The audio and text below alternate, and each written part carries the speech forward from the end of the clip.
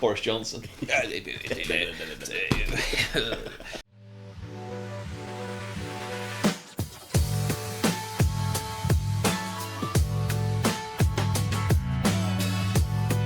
So welcome, I think, first of all, to Darwin Lifelink. Darwin Lifelink, a newly set up division here. Yeah. Obviously a lot of experience in terms of recruitment on the team, but it's been quite an exciting adventure, isn't it?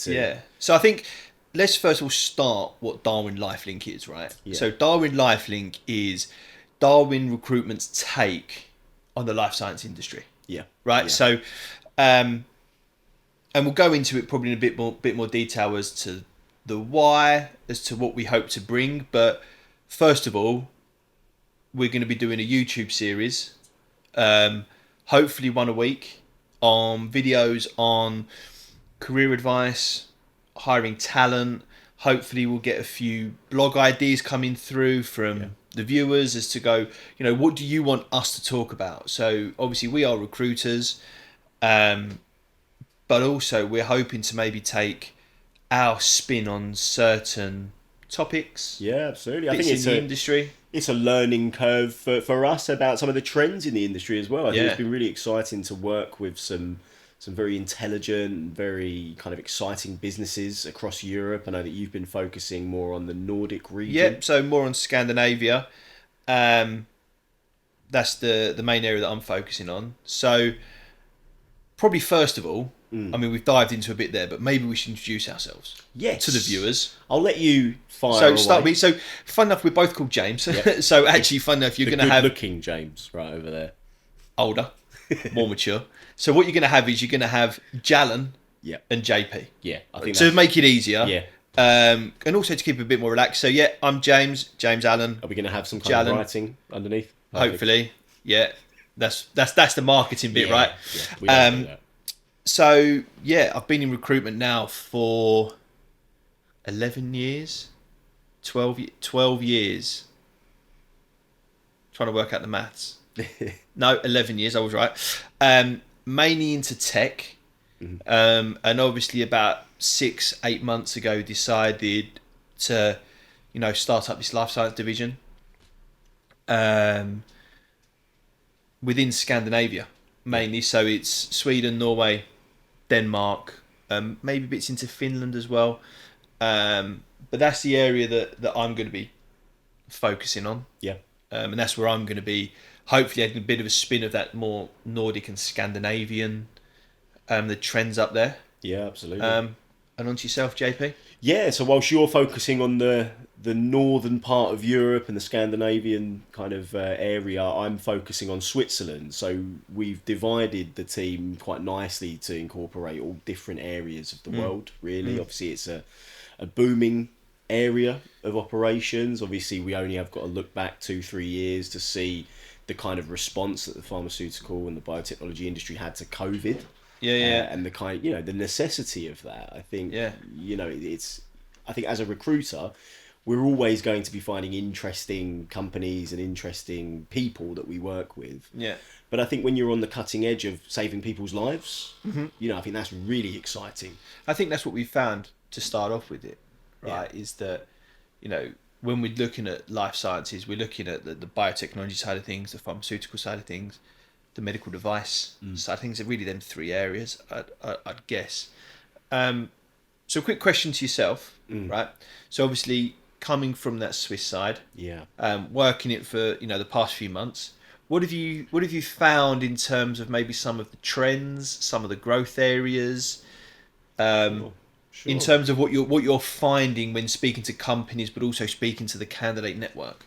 Yeah, well, I think off the bat, Switzerland has a history of precision within technology. And actually, my background in Swiss recruitment, I used to work with a lot of medical device manufacturers, but actually on their technology and their software side.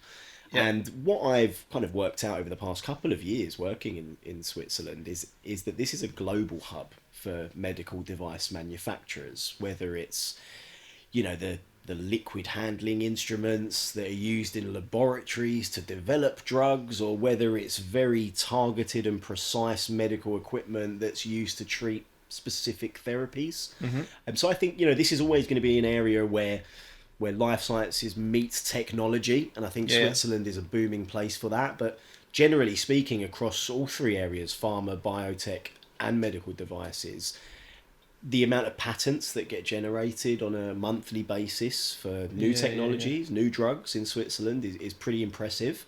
I think they will always be a relative gold standard for the way in which these businesses operate. I think part of the interesting trends that I've seen on the market is that whilst Switzerland has historically been quite an expensive place to actually have your production and manufacturing, with the costs of labour, etc., we're actually finding that there's been a bit of a transfer back into Switzerland for some of these smaller businesses. Mm-hmm. There is obviously a culture of outsourcing those more expensive parts of your processes, but actually globally. Yeah. Technically, because even into Scandinavia, a lot of that sort of supply chain management and the production, manufacturing, and almost the logistical side of things has been outsourced as well. Yeah, and I think what we get, where we are at the moment, I think it's an interesting time because I think the importance of pharmaceuticals, as I mentioned with COVID, has very much been put into the forefront of society again. We realise that not only people need this, but actually governments, people need to manage these kind of illnesses and diseases. And obviously, every year we're coming up with new developments, new ways of tackling this, but we're also seeing new challenges emerge as well. And so I think it's important for businesses to diversify.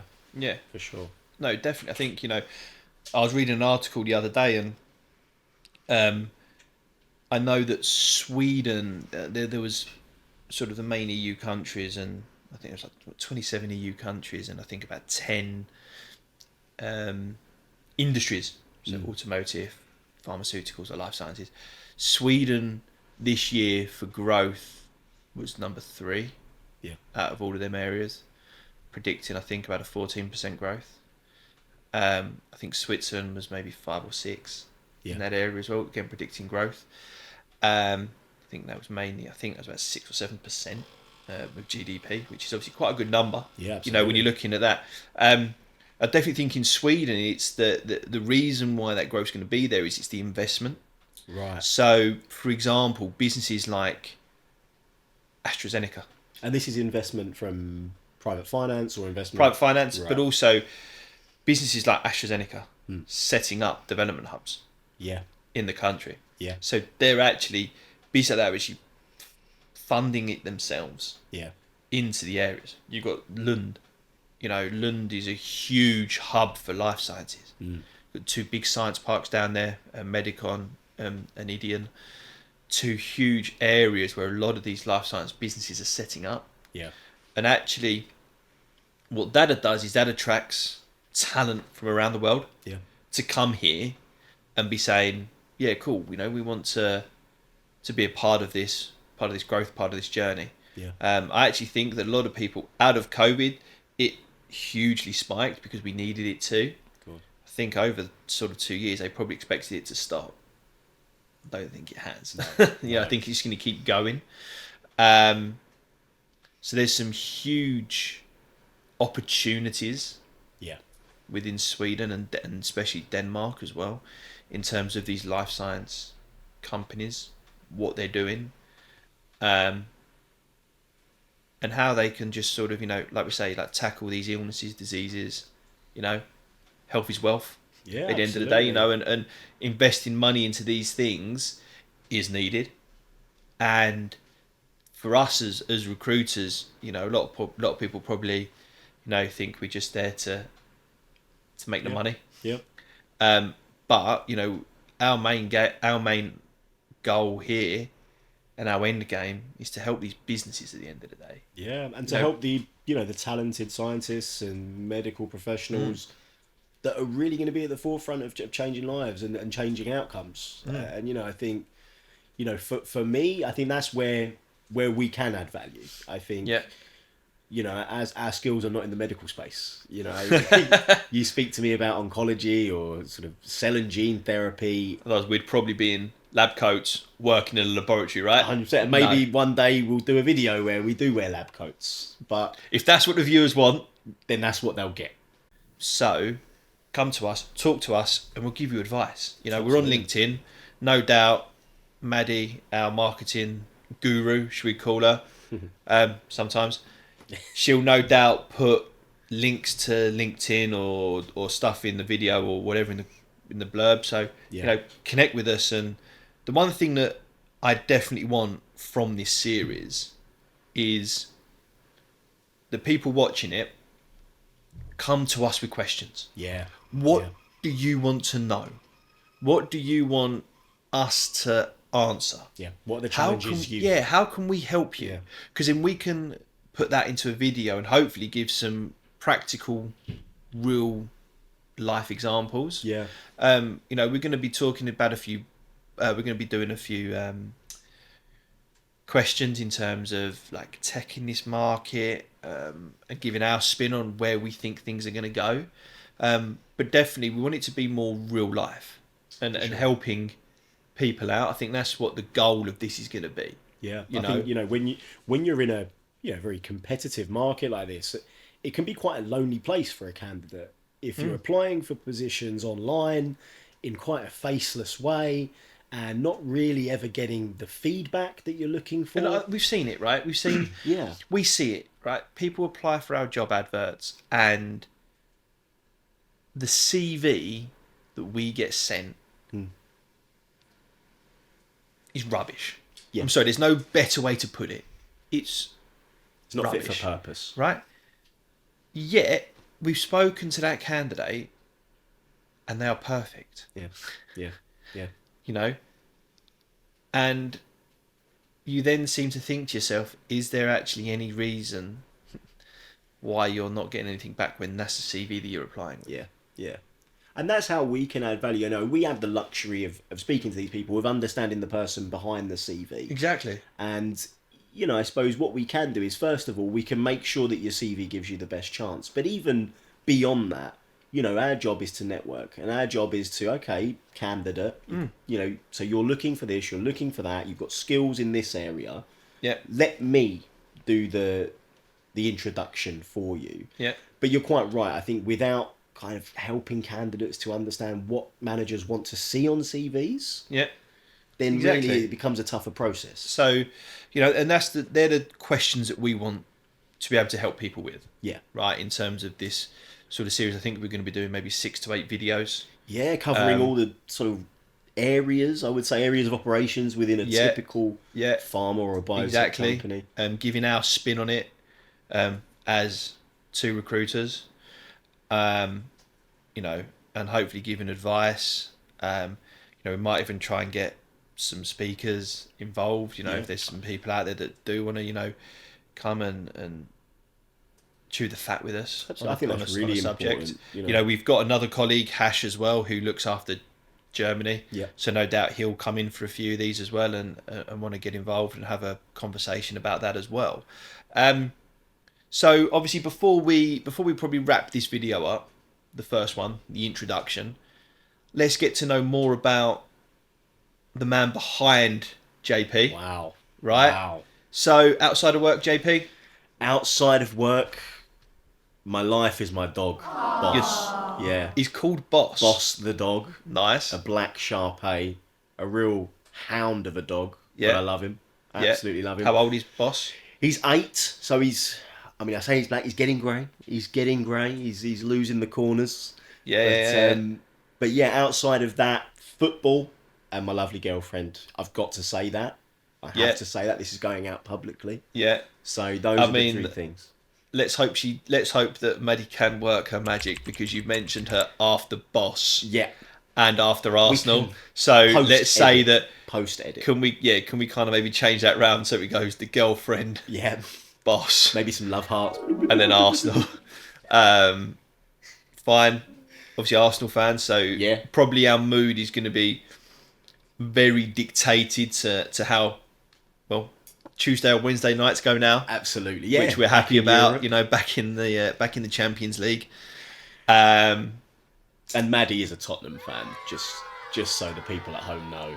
Yeah. So this is So So you just called me out for that. let's hope you can pick that up. shoot the Like, messenger. I have no part in this She is. whatsoever. and she's just actually said, we don't know if you pet. She's got no part in. She is the marketing guru that edits all of these videos, so she has definitely got a part in this. Maybe one day we might get her on video. Yeah. Yeah. We never know, because she's very much like behind the cameras, behind the scenes. Takes a lot of the But credit. actually, for that. Yeah. she's the one who is helping us run our events. That is true. Comes up with our ideas. So actually, she should definitely be probably having some part of this. I agree. So boss, Boss, the girlfriend, Arsenal Football football. Club. That's really it. the three loves of your life, Yeah, literally. recruitment. Of course, how could I forget? So How about you, young Jallen? young, not so young, Well, 33. Yeah, 2 kids, Arthur and Mabel. They keep me busy. they really do. So yeah, the wife keeps me busy, keeps me on my toes. And then similar, Arsenal, Yeah. really. So there's not much time really for anything else. Let's be honest. I've got 2 young kids, so by the time work's done, got home, daddy duties. They're in bed. I've eaten some dinner. It's 8 o'clock, and then probably a bit of TV and. Yeah. Are you a Netflix fan? I mean, do you binge? Do you binge the Netflix? Used to.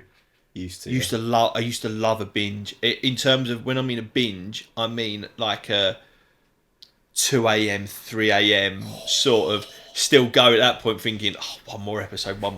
Now You've got the kids. You got to manage. it's like that. I'm up at 5, 6 most days. Changing So I'm methods. part of the 5 a.m. club, not intentionally. Yeah. I know that's a big topic about that 5 a.m. club. I'm part of that, but not intentionally. But no, I think that's everything. I think that's an introduction to us, right? What we're doing, how we're focusing this, and what we're hoping. So, I think all that matters at the end now is that anyone watching this, please please subscribe, Yeah. connect with us on LinkedIn. Get involved. Get involved. We want your questions. We want your topics. We want to make this as advice driven Yeah. and as helpful as possible. The only way we're going to do this is by actually answering questions in real life, right? Absolutely. So next week we are going to be. We've already got the topic for next week sorted, and it's going to be around career advice. We'll talk about the event that we're running. And over the next couple of days, we'll be speaking to candidates like we always do, but we'll be getting their main issues around searching for a job in this industry. Hopefully have 3 or 4 of them. Yeah. Chew the fat around it.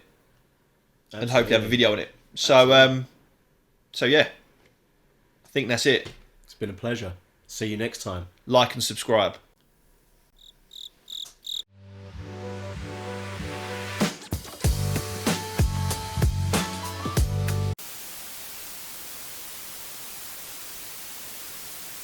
Yeah, like the COVID rates today are.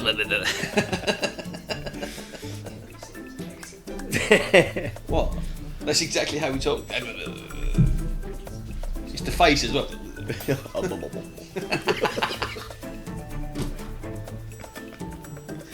My sound. Got your best radio voice on. Face for radio. 95.8. Life Science FM.